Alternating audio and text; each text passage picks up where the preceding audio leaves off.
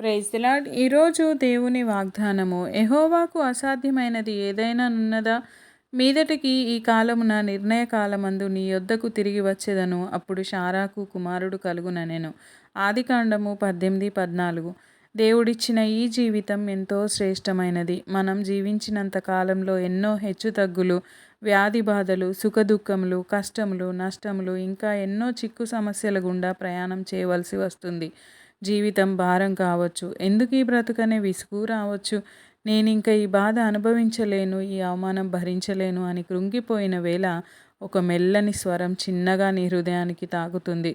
నా కుమారుడా, నా కుమార్తె, దిగులు చెందకు, నీ భారం నాపై వేయుము. నీకు అసాధ్యమైనది ఈ లోకంలో ఎన్నో ఉన్నాయి, కానీ నాకు సమస్తము సాధ్యమే బిడ్డా. చింతించుట వలన ఏం ప్రయోజనము?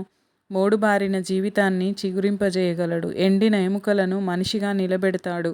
భయపడకు. అలనాడు షారాకు తోడయున్న దేవుడు, హన్నాను జ్ఞాపకం చేసుకున్న దేవుడు నేడు నిన్ను జ్ఞాపకం చేసుకుంటున్నాడు. మేలైనది నీకిస్తాడు. ప్రార్థించి విశ్వాసంతో పొందుకో.